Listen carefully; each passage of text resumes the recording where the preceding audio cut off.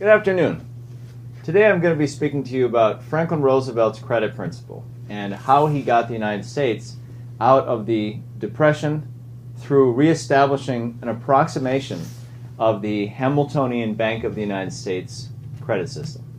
Now, there's two real elements to what I want to go through today, which is, one, the correct understanding of debt and credit, but number two, why the only way in which a credit system can function is if you have the economy being guided by a national lending institution, or in the case of Franklin Roosevelt, a number of lending institutions, and how that system of lending institutions, or a national one like the Bank of the United States, and what the Reconstruction Finance Corporation approximated, are guided by the correct understanding of government, as government for the general welfare.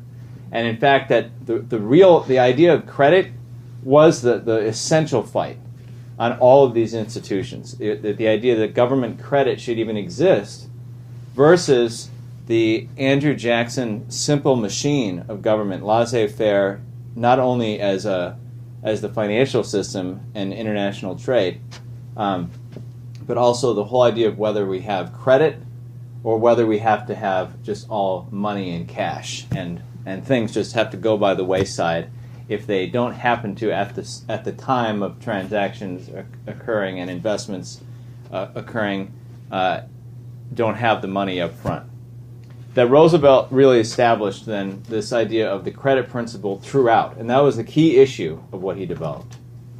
So I want to start with that, is looking at Franklin Roosevelt's 1933 program from the standpoint, as he writes in 1938, in the papers of Franklin Roosevelt that were later published, and he wrote the preface to this. And what he goes through reflects the first inaugural address of Franklin Roosevelt, where Franklin Roosevelt had said in the first inaugural that happiness lies not in the mere possession of money. It lies in the joy of achievement, in the thrill of creative effort. The joy of moral stimulation of work no longer must be forgotten in the mad chase of evanescent profits. These dark days will be worth all they cost us if they teach us that our true destiny is not to be ministered unto, but to minister to ourselves and to our fellow men. And that right there is then the issue of the government coming in, creating a regulated system and credit, the real meaning of that right there. And I'll elaborate on I'll come back to that later. So the papers of Roosevelt here, the first quote I want to look at, is that he says that what you had was, okay, this situation, people losing savings, losing jobs, a continuing fear had developed under this deadening hand of the Depression into a fear of eviction, homes, farms, and actual starvation. And he says, in the face of this crisis at the time, there was no remedy short of a permanent solution to this problem. That a temporary revival was insufficient.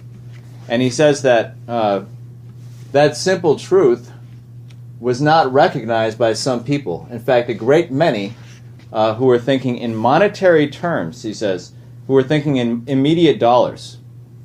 He says, and a great many who were thinking of future national welfare in terms of immediate dollars began to protest within only a few weeks after the banking crisis of March 4th, 1933, against our efforts to recouple reform with recovery. In their selfish short-sightedness, they were deluded into the belief that material recovery for the moment was all the nation needed for the long pull. These few did not realize how childish and unrealistic it was to speak of recovery first and reconstruction afterward. So he's saying, he had in mind, and he says, throughout the whole 10 years, the false prosperity, says, after World War I, and then the dark days of 1929, he knew that what was clear was the reestablishment of government authority and the reestablishment of the Constitution of the United States and all the powers that went into it. And the government coming in, and there were people who said, no, let's just correct things immediately. We'll bail out a few of the banks and the big industrial corporations and the farms, but then let's not worry. Let's just put the mechanical machine back in motion, and laissez-faire and supply and demand will bring everything back into order. And so he said what was really needed was a more permanent structure, and what he describes as real reform. So he said what he did is they came up with the idea of the New Deal. Deal as in real action of the government, not sitting back and passively letting things happen, and then the new system. And he says the New Deal was fundamentally intended as a modern expression of ideals set forth 150 years ago in the preamble of the Constitution of the United States. A more perfect union, justice, domestic tranquility, the common defense, the general welfare, and the blessings of liberty to ourselves and our posterity. But we were not to be content with merely hoping for these ideals. We were to use the instrumentalities and powers of government actively to fight for them. There would be no effort to circumscribe the scope of private initiative so long as the rules of fair play were observed. There would be no obstacle to the incentive of reasonable and legitimate private profit. Because the American system from its inception presupposed and sought to maintain a society based on personal liberty, on private ownership of property, and on reasonable private profit from each man's labor or capital, the New Deal would insist on all three factors. But because the American system visualized protection of the individual against the misuse of private economic power, the New Deal would insist on curbing such power. So also, as we described in the Bank of the United States legislation that we have on our website, the government's role is to create the means in order to create the means through a lending institution in order to provide the right to be productive as citizens. It doesn't mean coming in and controlling, setting prices, controlling everything that goes on, which companies can be, existing and so forth. But and he describes that here. There's a reasonable private profit from each man's labor, private ownership, and personal liberty. But the issue is you have to make all three work, and so you have to crush J.P. Morgan, which he did, and all of these other controls that were actually creating the feared monopoly, so forth.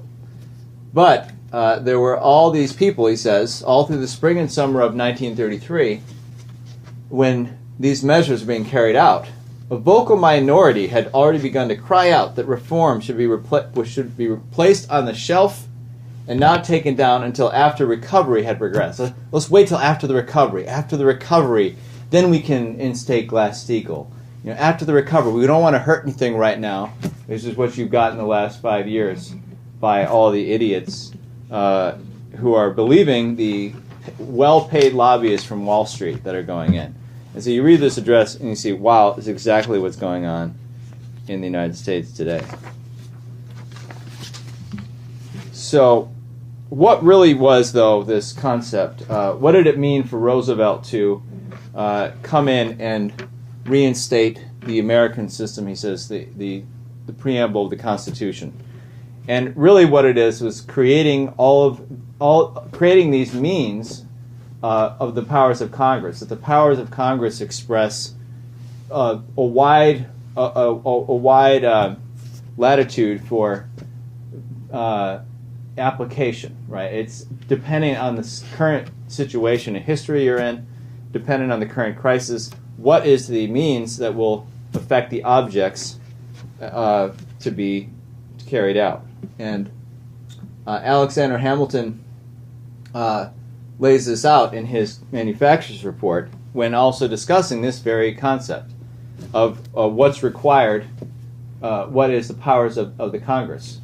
For Roosevelt, he creates a series of credit institutions, which I'll show. But this was all within the latitude of the Article 1, Section 8.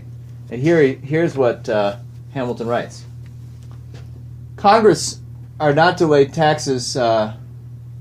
Wait a second, I'm on the wrong slide here. It says the national legislature has express authority to lay and collect taxes, duties, imposts, and excises, to pay the debts, and provide for the common defense and general welfare. with no other qualifications, that all duties, imposts, and excises shall be uniform throughout the United States. These three qualifications accept that the power to raise money is plenary and indefinite, and the objects to which it may be appropriated are no less comprehensive than the payment of the public debts, providing for the common defense and general welfare. So he says, okay, well that's pretty broad. What do you mean general welfare? Well, why did you guys write it when you wrote it like this? And Hamilton had a big hand in it. It says the terms general welfare were doubtless intended to signify more than was expressed or imported in those which preceded. Otherwise, numerous exigencies incident to the affairs of a nation would have been left without a provision. The phrase is as comprehensive as any that could have been used, because it was not fit that the constitutional authority of the Union to appropriate its revenues should have been restricted within narrower limits than the general welfare, and because this necessarily embraces a variety of particulars which are susceptible neither of specification nor of definition. And so these are a question of appropriating money, and he's particularly talking about bounties in this location of the manufacturer's report. But he talked earlier in the previous slide about he was looking at the constitutionality of the National Bank. He says earlier in the constitutionality of the National Bank, 1791, can we appropriate money in this establishment of this bank at the United States that he was establishing at that time? And he has a similar argument here where he says no inference can be drawn against this phrase to provide for the general welfare of the Union in Article 1, Section 8 against the power of applying their money for the institution of a bank. It is true they cannot without breach of trust lay taxes for any other purpose than the general welfare, but so neither can any other government. The welfare of the community is the only legitimate end for which money can be raised on the community. The constitutional test of right application must always be whether it be for a purpose of general or local nature. A bank, then, whose bills are to circulate in all the revenues of the country is evidently a general object and constitutional. So, but he's looking at the meaning of general welfare in the Constitution, which Franklin Roosevelt was looking back, and Hamilton also in the end of the manufacturer's report is looking at the authority of the national government to do what Franklin Roosevelt exactly does, and which had been also halted, which is credit for infrastructure, where Hamilton says there was no doubt of the power of the national government to lend its there can certainly be no object more worthy of the cares of the local administrations, that there was no doubt of the power of the national government to lend its direct aid on a comprehensive plan. This is one of those improvements which could be prosecuted with more efficacy by the whole than by any of the parts of the Union. And he also says the same about the encouragement of inventions and discoveries. And Hamilton writes also, he says, however, the competency of the authority of the national government, or he says, there is cause to regret that the competency of the authority of the national government to the good which might be done is not without a question. Many aids might be given to industry, many internal improvements might be promoted by an authority operating throughout the Union, which cannot be effected as well, if at all, by any authority confined within the limits of a single state. So the meaning of general welfare and the authority of government that was in our establishment, in our first Treasury Secretary, and all the people that were working with Hamilton, showed the basis and was the basis for what Franklin Roosevelt went back to in his addresses. And what he did is he set up a whole slew of credit institutions to promote the general welfare and to actively get the economy moving. And there's a whole bunch of them. The CCC, the TVA, to develop the Basin Project Works Administration to provide work relief on large public projects. Agricultural Adjustment Act to restore and stabilize agricultural income. Emergency Farm Mortgage Act of 1933 to save farms from wholesale foreclosure. Emergency Railroad Transportation Act to help the railroads systems of the country. And he says also to restore oil and petroleum of the nation from almost totally collapse. Federal Surplus Relief Corporation, distribute surplus food from farmers, or to help farmers as well as hungry unemployed by purchasing surplus foodstuffs. So help the farmers by purchasing their food. Civil Works Administration, which is different than the Public Works Administration, which is more lower, not the huge public works jobs, but relief work, doing useful things like building schools and stuff like that. But all of these, he said, Roosevelt says, were all forms of self-help for all classes, organized form of self-help. Allow the population to build their own way out of the crisis with the hand coming in of the government as a guaranteeing of the process, but not guiding everything. So each of these credit lending institutions, like the National Bank, had the principle that they were there to provide the possibility of a loan or to back up an active agreement between the private sector. And a great example of that, before getting into the biggest example I just want to look at, is one of the ones that I just mentioned, which is the Commodities Credit Corporation. And in the Commodities Credit Corporation, also you'll really see that you see this characteristic of the intention here of the general welfare in the charter of it. October 1933, the Commodity Credit Corporation is to help the farmers of the nation by lending them money on their surplus crops so that they might continue to hold them instead of dumping them on already saturated markets, which is what it was set up for.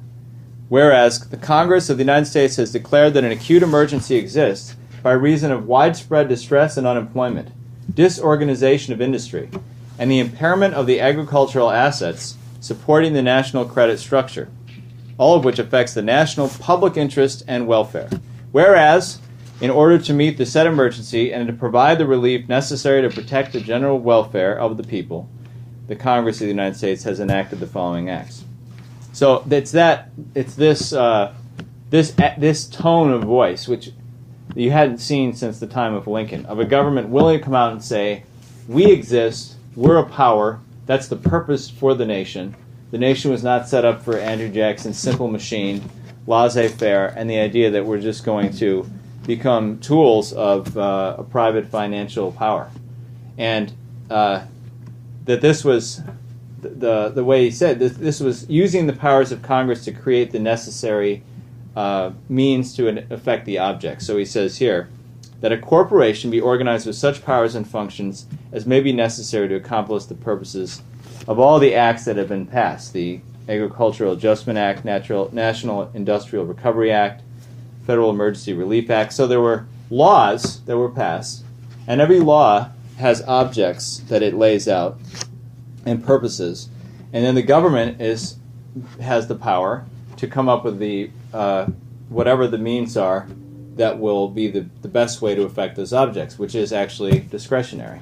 And so corporations are all formed with the same power that we set up the Reconstruction Finance Corporation. The power to set up all these corporations, which is today, the idea of setting up a credit corporation by the government is something people don't have a clear sense of at all, because they're thinking in a monetarist view. They're thinking that what's happened has happened, and it's not our job to come in and control the process. Well, the Commodity Credit Corporation was exactly this idea of taking parties in the private sector and allowing the cycles of each part of them to be delayed to affect transfer of wealth, in the sense of to affect the output of the different parts of the productive system to actually mesh in their cycles, rather than if they don't happen to mesh, then they both go bankrupt, and that's just the way things are, right? So what they did is the object of the Commodity Credit Corporation was to contribute to the support of farm prices by enabling producers to hold on to their products, which might otherwise have been dumped, with the resulting price declines. to lend money on the surplus crops, so they might continue to hold them instead of dumping them, right? So what they would do is they would loan this commodity credit corporation would come in, and a local lending institution or a bank would now say, okay, I'll lend the farmer some money so he can hold on to his crops rather than selling them immediately at a really low price and dumping them and flooding the market, and basically suffering real cheap prices for all their food. All the farmers would get nothing because they had to sell it immediately because of the market, right? Rather than the credit comes in as this government institution and just says, hey, bank over there, you can loan this farmer money, because if you loan them money and you suddenly need the money, then there was a plan was established which permitted banks to carry the loans under a guarantee by the corporation to purchase the farmer's notes on demand. So if the bank had discounted a bill of exchange for the farmer, and it needed the cash right away because of a demand upon it, then the commodity corporation would purchase this bill of exchange that the bank was holding. So it was providing now the context in which credit agreements could occur without the risk of total collapse, and providing the context in which credit agreements could even occur. So rather than, like I say, just the cycle of the farmer could now be offset in order to ensure prosperity. And that was just one example, but a lot of these reflected that. And Nicholas Biddle, in fact, says the same thing in 1811 when he's defending the takedown of the first Bank of the United States. Nicholas Biddle as the third director of the second Bank of the United States and the one who reestablished Hamilton's system with John Quincy Adams. So Nicholas Biddle, in writing about, in the State House in Philadelphia as a young state senator, representative, he says, "To my mind, no principle of national economy is clearer than that the most natural way of protecting the poorer classes of society is by a national bank, an institution which enables the farmer to reserve his crops for a better market, instead of sacrificing them for his immediate wants." Right? So you see exactly the same idea, that you need a national credit institution which allows the economy to act on the time scale of the human mind, where the human mind can know that this farmer is going to come to a season where he's going to have all these goods, but you can know that the rest of the economy is not ready for them at that time. And so just allowing these random cycles to determine what the prices are, and then therefore collapse the living standard of your farmers just because, is really inhuman and is against the idea of government, which is representative of the people. So if the government decides it wants to make that process more coincident with mind and guide the process, then it sets up a credit lending institution. And that is just to make the point that you're guiding these relations of not only that, but transportation, production, and it was that whole system that JQA and Biddle set up, which created a giant surplus. Because when you're guiding all these different cycles of the economy, as Biddle did with the whole farming sector of the West, all the bills of exchange that would be discounted in the western branches of the Bank of the U.S. in his time, and then find their way east where the merchants would be importing and exporting goods. They allowed these farmers to get the best price for their goods, but the bank would by extending credit to the farmers, let them if they had a bad year, then they didn't have to then sell off their farm because they went bankrupt. So we kept building the power of production, right? More farms. Don't let the farms just collapse. More manufacturing because of the credit of the bank. More internal improvements because of the lending for the canals. Now, what did this do? From 1823, when Biddle came in and reorganized the system, and James Monroe had agreed with this quote from Hamilton earlier, the appropriation of money, to lay and collect taxes. What does it mean to lay? It means to appropriate money, to put down, right? You can lay, you can put forward a bounty or a duty. But you could also collect taxes. So he agreed that we could appropriate money for canals, that this was implied in the Constitution. Benjamin Franklin had wanted it to be an explicit provision in the Constitution at the Constitutional Convention. And so Monroe came in and said, okay, I'm going with this. He had the National Survey Act. They started designing railroads, later built in 1828, 1829. And then they started building all these canals right away. Erie Canal was done in 1825. But all these other states were designing, planning their canals 1823, 24. And so when Biddle came in, the patriot he was with Matthew Carey, these guys launched the biggest industrialization and just overall increase of production that we'd ever seen as a nation. So it created this huge surplus, 1825, when it started really getting off the ground. Now this asshole, Andrew Jackson, comes in, a complete tool of Aaron Burr and Van Buren, John Randolph, which I'll go through in a different presentation. But the key point I want to say about it is he paid off the national debt by the guidance of Nicholas Biddle at the bank, making sure that we could keep generating enough surplus productivity to sink all this debt meaninglessly. There was no reason to pay it off so soon. All it did was actually slow down the growth that we could have had. It was fine to pay off a lot of it because you got to make good on it sometime. But what it did was it gave him the reason to then drop the guiding of the manufacturing sector with protectionist measures, to drop the development of canals, which he opposed already in 1830, that the sale of the public lands was giving money to the Treasury to appropriate for internal improvements. He wanted to give away the sale of the public lands, and destroying the bank, no longer coordinating the economy to create a surplus, supposedly because we've paid off the national debt.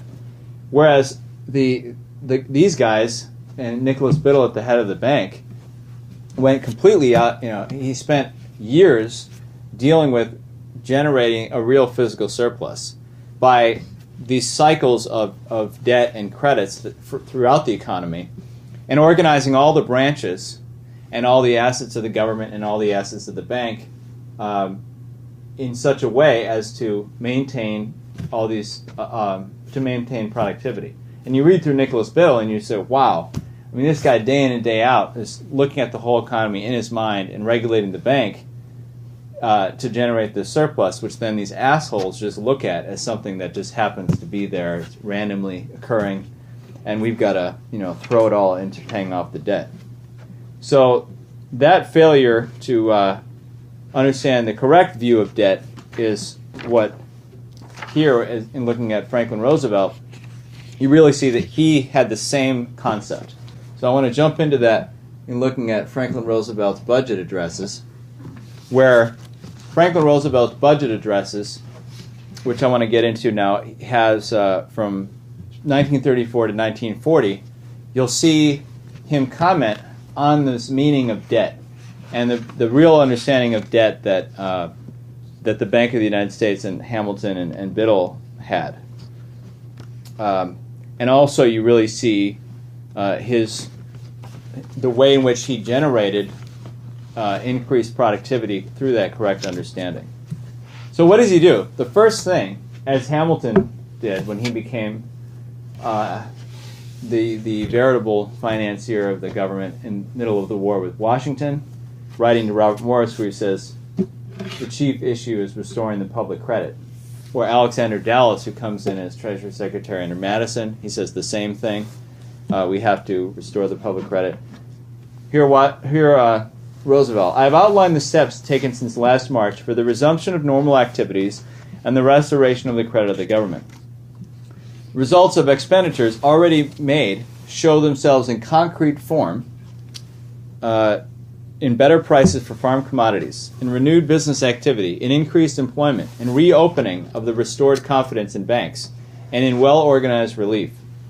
And he says, of necessity, these measures have caused spending by the government in far excess of the income of the government. And tax receipts were way down because government had taken this hands-off approach.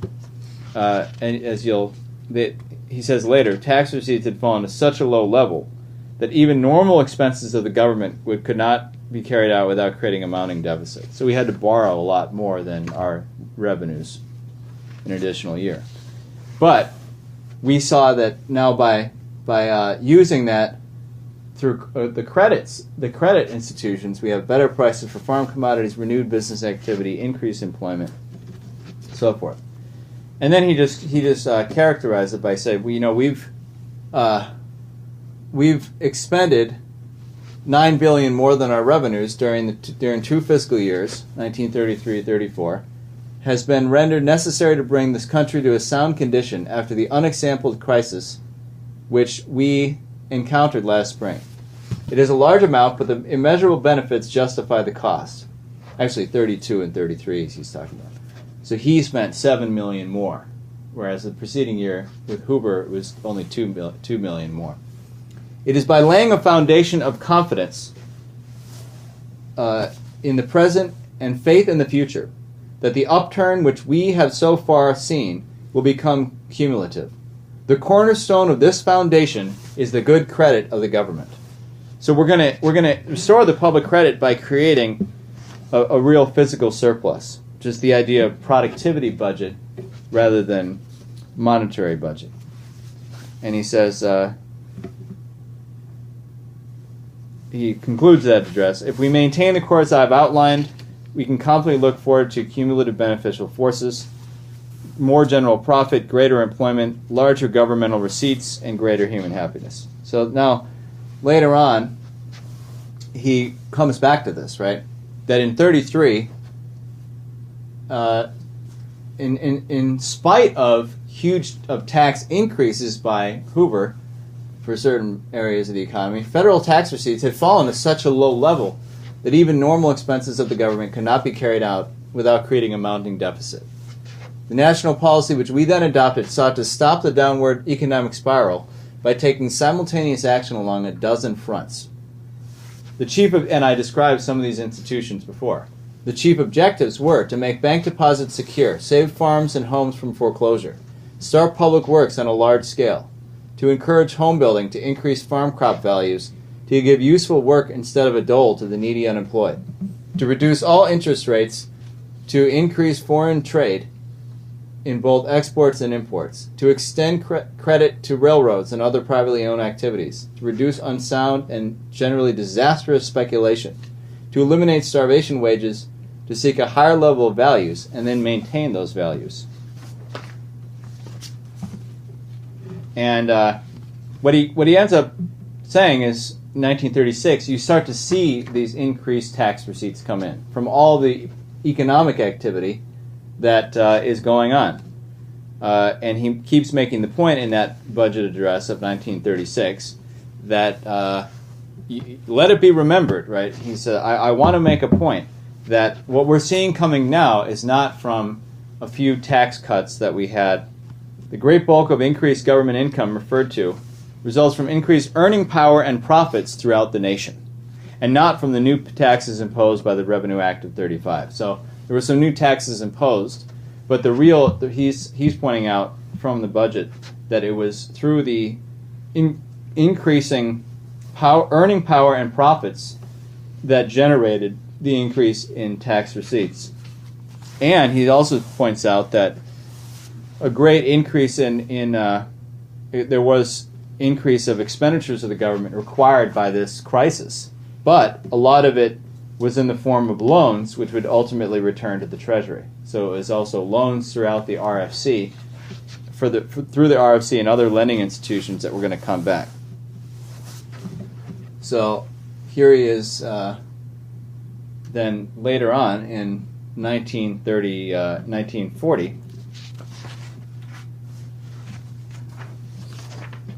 The 1939 budget address says that, looking at he's reviewing again, he keeps going back. Again, in 29, tax receipts had began a steady and alarming decline, while government expenditures had risen. Today, tax receipts are climbing, which commenced in 33, whereas budget estimates for the next fiscal year will show a decreased need for appropriation. Our policy is succeeding. The figures prove it. Secure in the knowledge that steadily decreasing deficits will turn in time into steadily increasing surpluses, and that it is the deficit of today which is making possible the surplus of tomorrow. Let us pursue the course that we have mapped. And it's pretty, it's pretty elementary, the idea of he's borrowing from the public, he's borrowing from these banks that he's reorganized with Glass-Steagall, but it's going toward things that are definitely going to increase the productivity of the country. And that should be a elementary idea, but today people have become stupid, and they're thinking about a debt as an object, completely in a vacuum, and not looking at the fact that you have to appropriate things as a government in order to generate increased wealth.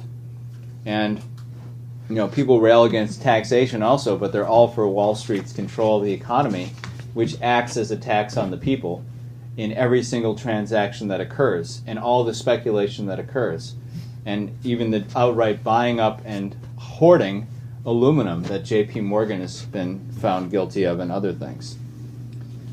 And so, if you really want to think about the economy, you don't think about the money that you're going to hoard and other things like that. You think about production and trying to generate that system. And he also points out in his 1940 address, he looks back and he says, okay, we had some people all eager to keep cutting the budget, and so we got this 37 recession. He said people wanted to jump into it, but he also makes a couple other really good points in this budget address. He says, in the early 30s, prior to 1933, fiscal policy was exceedingly simple in theory and extraordinarily disastrous in practice. It consisted in trying to keep expenditures as low as possible in the face of shrinking national income. Sound similar? Persistence in this attempt came near to bankrupting both our people and our government. And this was the simple machine of Jackson, that policy. Following 33, fiscal policy was more realistically adapted to the needs of the people. All about were idle men, idle factories, and idle funds. Yet the people were in desperate need of more goods than they had the purchasing power to acquire. So people were out holding money, banks were doing nothing, and they were also doing nothing because they hadn't been reorganized yet, right? They were sitting with wealth, but they also had ballooned speculative wealth. And the actual wealth that banks had through the savings of people and larger entities could have been put into use, but they had to reorganize first. So, he says, the government deliberately set itself to correct these conditions by borrowing idle funds to put idle men and idle factories to work. National income rose in 4 years higher than any 4 period in our history. You'd have to compare that with the 7-year period of John Quincy Adams to see which period had a higher rate of national income through the increased productivity that occurred. And then he says, unfortunately, some people wanted a balanced budget on the basis of, and so they started pulling back the whole system that was going on. And he attacks then this view that took place that was holding everything back about debt. He says, debt, whether individual, corporate, or governmental, cannot be judged in a vacuum. It must be considered in light of earnings, assets, and credit standing. When the increase in the national debt is viewed against the background of what was accomplished by the growth of useful physical assets and of effective national earning power, and by the strengthening of the nation's credit and morale, there is no economic need for anxiety, so far as the national debt is concerned, and as to the nation's future. And if our citizens understand the capacity of the nation to produce increased national income and act thereon with all possible faith and practical energy, they will be in a position to anticipate balanced budgets without curtailing essential social programs. So what is a balanced budget? Well, it's just, when you've got your revenues coming in are equal or greater, equal to your deficits, meaning how much you spend, or equal to your expenditures, right? So if you have to expend more for the economy in order to increase the productivity because everything's collapsed, then you do that. And there's nothing ever in our history that would say we should have a balanced budget besides ideology, which just views debt as this self-evident object.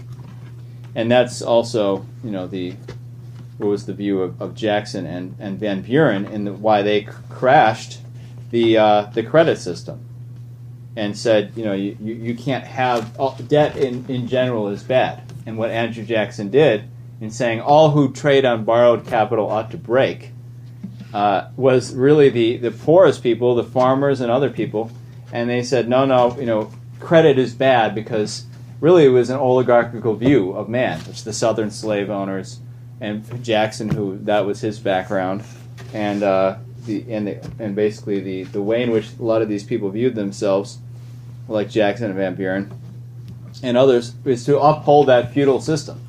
That all these poor manufacturers rising and having the equal power of the wealthy landowner, the wealthy landowner, that was something which was intolerable for these guys, and they knew that the system you had to do to destroy America's inalienable rights of man, viewed by the British oligarchy in Europe and others, royalty in Europe at that time, was we have to crush that system, from Europe, and Andrew Jackson was the way that they did it.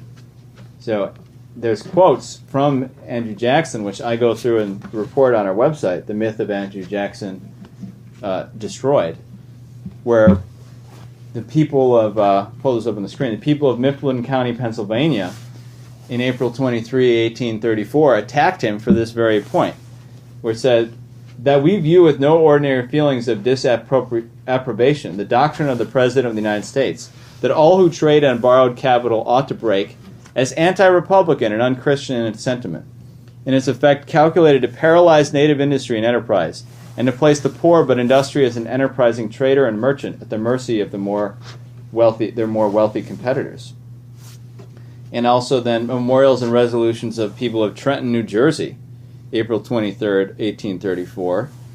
They say, we sincerely deprecate the feeling conveyed in the declaration of the President that all who do business on borrowed capital ought to break, as calculated to prostrate every spirit of enterprise, to throw all business into the hands of the wealthy, to deny to the poor man any participation therein. In short, we consider it as tending irresistibly to build up in this country an aristocracy of wealth, by making the rich richer and the poor poorer. We resolve that any attempt to destroy our system of credit, which has conduced so much to our country's prosperity, and which has been truly styled the poor man's capital, must be productive of the most disastrous consequences to every class of society. And then citizens of Warren County, New Jersey, the same day, at a different convention, said, we deplore the President should ever have expressed the sentiment that all who trade on borrowed capital ought to break. The sentiment that strikes at the most enterprising and meritorious classes of the community, and the effect of which is if fully acted upon, must be to reduce society to but two classes, the moneyed aristocracy and the abject poor. So all the people who oppose Franklin Roosevelt and all of his credit agencies, that's the issue. Because all the credit agencies, and now the biggest one I'm going to get into now, the Reconstruction Finance Corporation, were based on this other view of man, and this other view of human nature, that you have to and the view of government of the United States, that without creating a credit system, you're opening the country to foreign laws, foreign rules, and the foreign power, which at that time, the United States was the empire, and letting them determine which now today you have an international financial empire with globalization, and in both cases you're letting them determine what the condition of your nation would be, which is the stupidest thing you could do if you were interested in the nation. Instead, you should use the powers of the nation to develop the nation. There's no reason that you wouldn't do that unless you had this silly idea in your head that somehow that violates a maxim of economics, which it doesn't.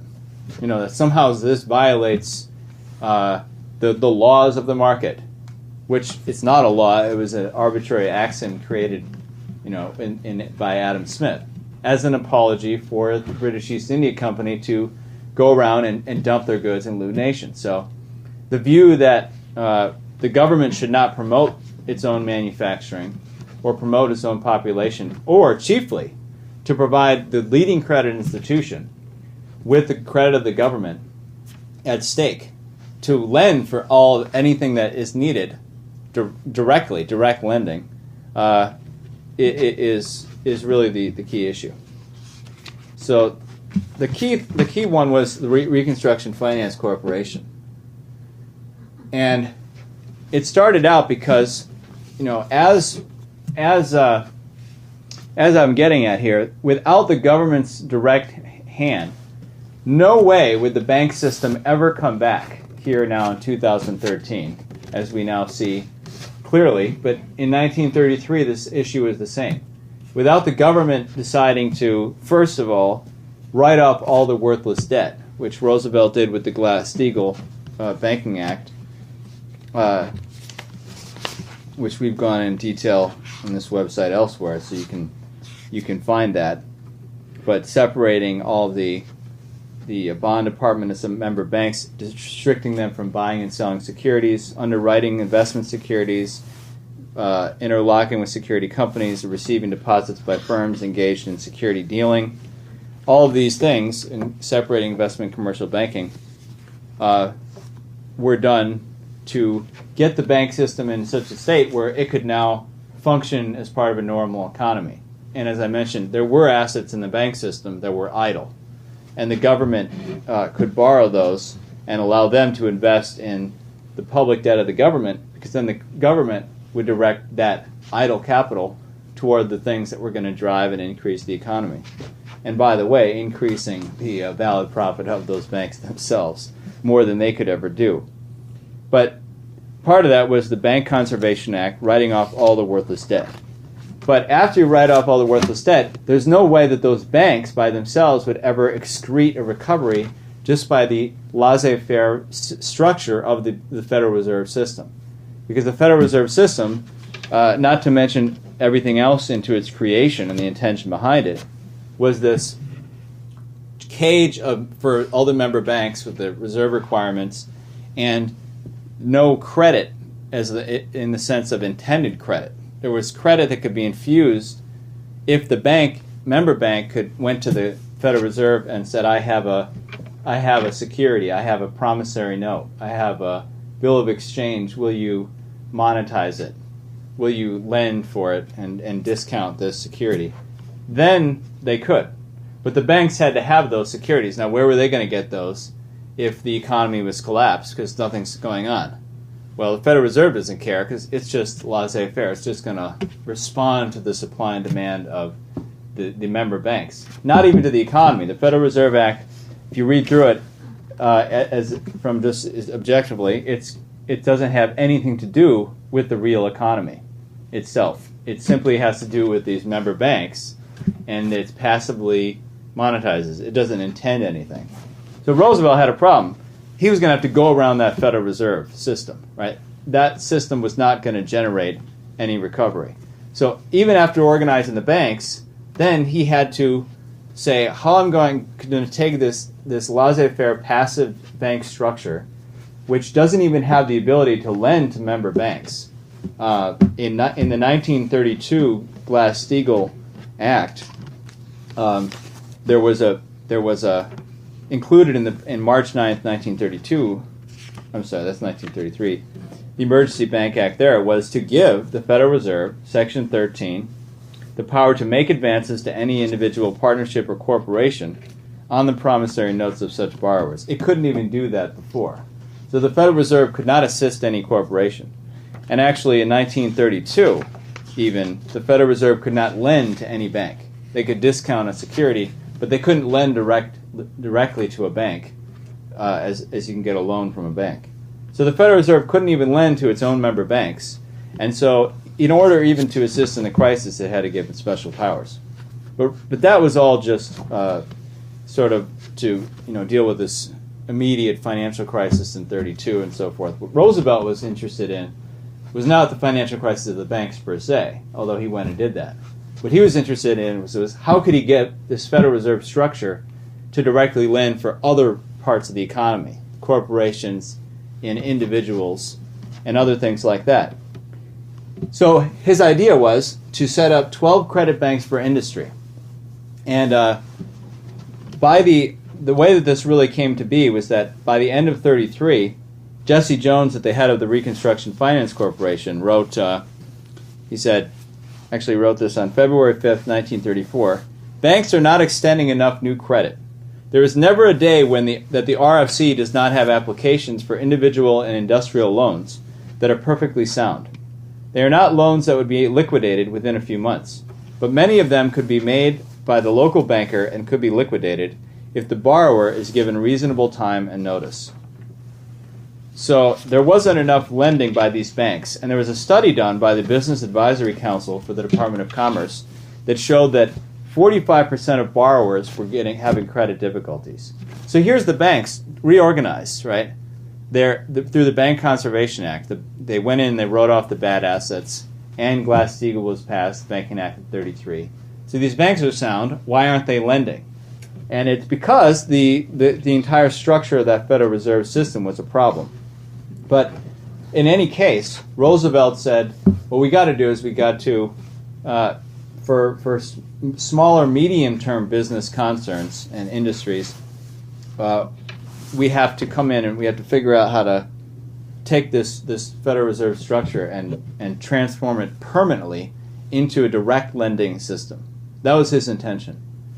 So they did, in this study they did, only 374 of 1,788 applications were actually approved, despite sound position of the firm and eventual liquidation of the loan, meaning it would be made good upon, is all that really means. So Roosevelt writes on March 19th, 1934, to Senator Henry P. Fletcher, of the chairman and the Senate Banking Committee, of this fact that we have a need for working capital of small businesses, and we need to figure out how to create a credit system that will account for it. And they did a study of banks and the Chamber of Commerce, which we could do today, where they did an analysis of how much credit was needed.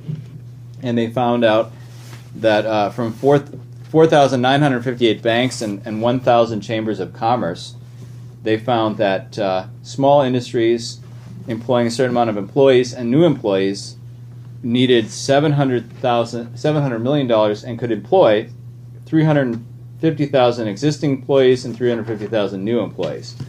So Roosevelt said at the end of the bank, at the end of this letter, he says, I recommend to create 12 credit banks for industry.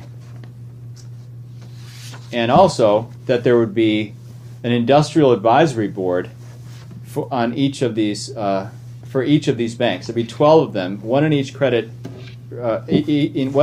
Reserve district, and that there would be the directors, the board of directors of the credit banks shall be constituted in accordance with regulations, shall be selected by common stockholders subject to approval of the Federal Reserve Board, a majority of which for each credit bank shall be actively engaged in its district in some industrial pursuit. So all these guys who are going to be on the board, a majority of the board of directors, are going to be industrialists. So they're going to be devising what to lend in each Federal Reserve district to guide the economy forward with direct lending. So that was going to be a very efficient structure. And Henry Steagall introduced it also the following day, Representative Steagall and Senator Fletcher, into the House, a bill to provide for the credit banks for industry.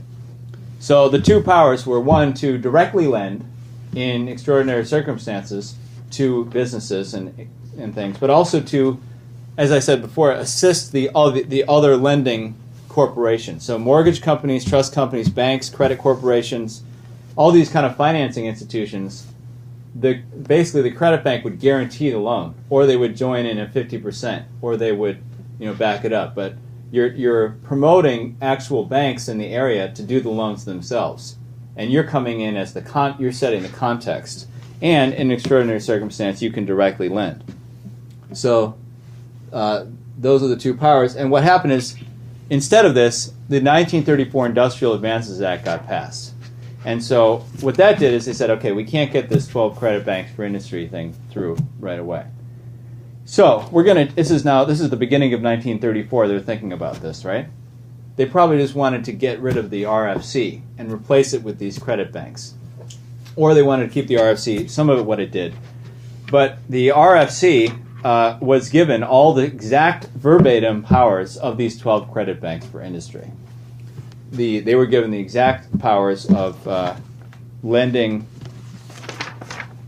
the power to discount purchase from all these financial institutions, and in exceptional circumstance when industrial or commercial business in the district is unable to require other financial assistance from a bank, to make advances to, lending, purchase obligations from, so forth.